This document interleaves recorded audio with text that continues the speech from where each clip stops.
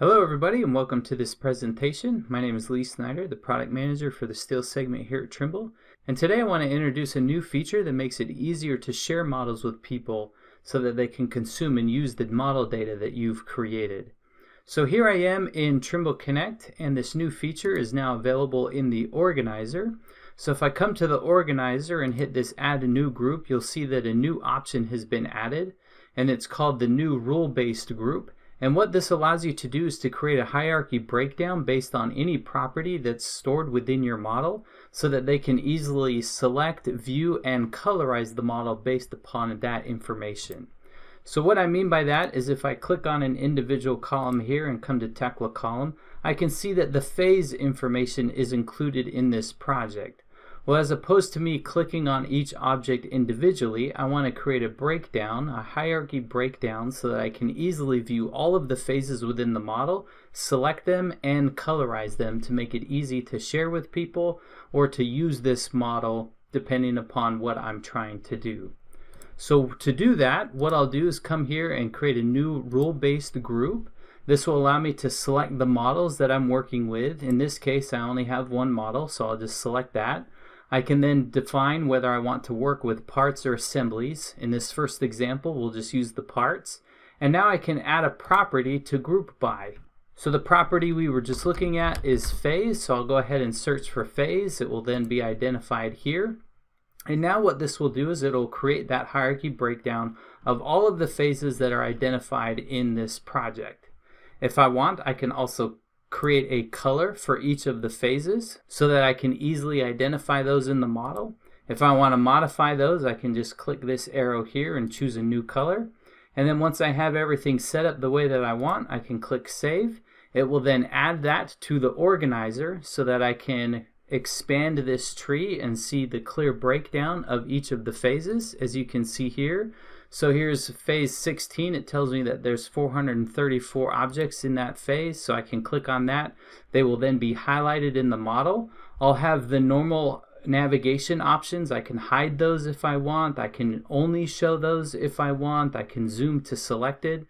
So all the normal navigation stuff, this just makes it real easy for me to be able to isolate things. And then if I come in and click on this button up here to turn on the colorization, it will then colorize the model based upon the phases or that hierarchy breakdown that I've defined. So it's very quick and easy using this new feature to be able to use the data already stored within the model to colorize, to select, and to isolate certain things. So let's show one more example. Let's go here to new rule-based group. Again, we're just going to select this one model. We'll leave this as parts. And this time I want to create a breakdown based upon material. So I'll go ahead and select that. You can then see all the material grades that it automatically identified. I can go ahead and add colors as well. And then I'll click on Save. Again, that will be added over here on the left-hand side as a tree view.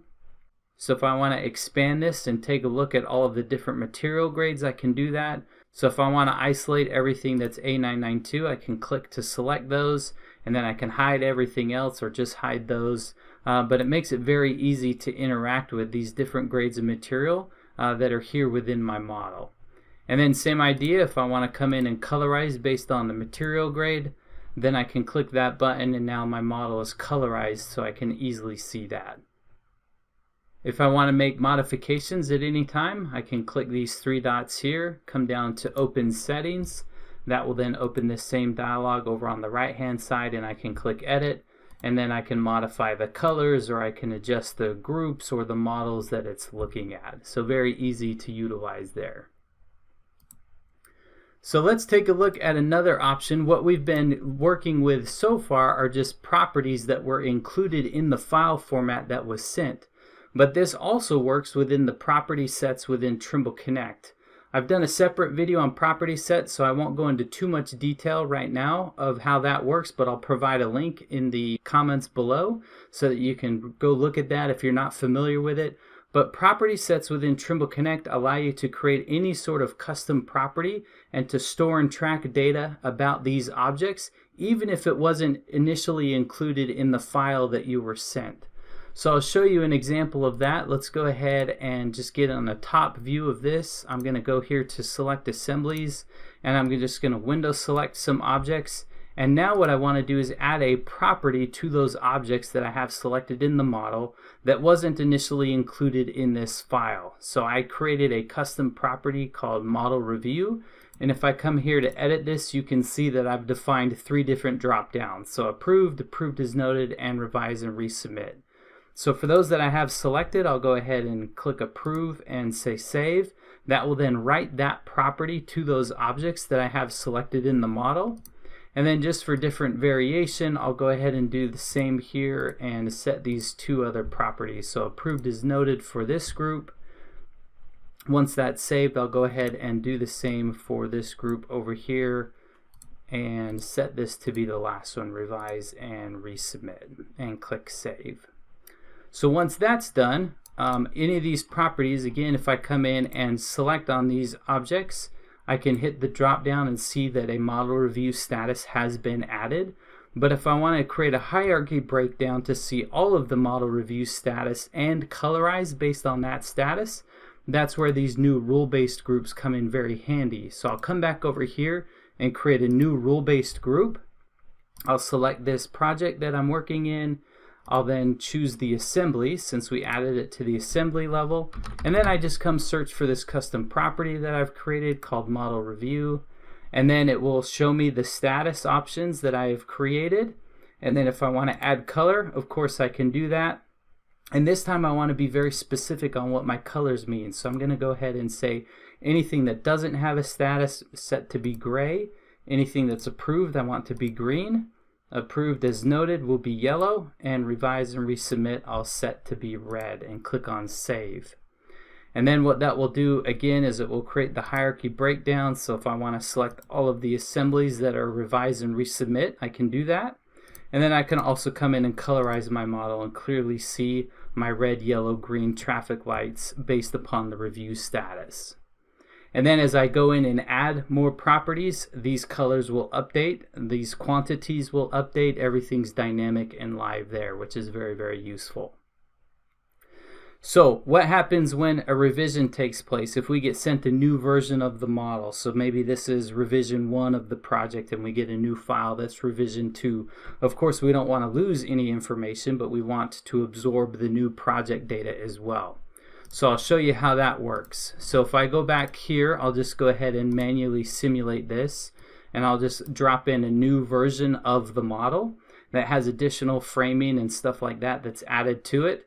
That you can see now is being loaded. If I go back to my 3D view, I could refresh my browser. But if you're working in a project, collaborating with someone, and they upload a new version of the file, what I want to show you is just the notification that will come on this screen so that you can ensure that you're always working with the most up-to-date file. So I'll give this a few seconds for the notification to pop up because I want to show you what that looks like. And then I'll show you how we can then continue our work without losing any of the information that we've done. So here's the notification that I was talking about. If I click on this now, it will load in the new version of the model. That way I make sure that I'm always using the most up-to-date version. And now I can see the additions that have been added. So if I zoom in here, you can see that this stuff around the perimeter is additional information that was included in this version 2 of the model. So if I come and take a look at the stuff that I've already done, so let's say that I colorize the model based on review status and zoom in here, you can see that the new information that was added, it's not using the rules and stuff that I've set up. But all of my old work has remained.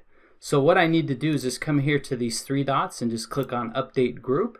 It will then read through that new model. It will run through all of my rules again and group everything. And now you can see that those that haven't been reviewed are gray. If I then use this drop down here and click on that, it will include all of the new information. So it's just a simple go in and click Update. It will rerun the rules based on the new model file, and then I can continue working with the up-to-date information. So same idea over here. If I were to click on phase, for example, and colorize the model, you can see that everything's colorized by phase except for my new stuff. So if I just come over here and just click Update Group, it will read the new file, and now everything's colorized based upon phase. If I expand the hierarchy breakdown, of course I can continue to click on the things that have been added and be able to identify those. So here's phase 21 now that's newly added with 1485 objects associated to it. So pretty slick and easy.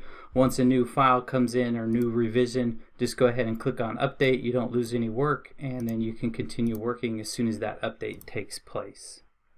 So this is something that we're very excited about, to make it very easy to consume the models that we spend a lot of time creating, so that people downstream can utilize this information in a quick and reliable way.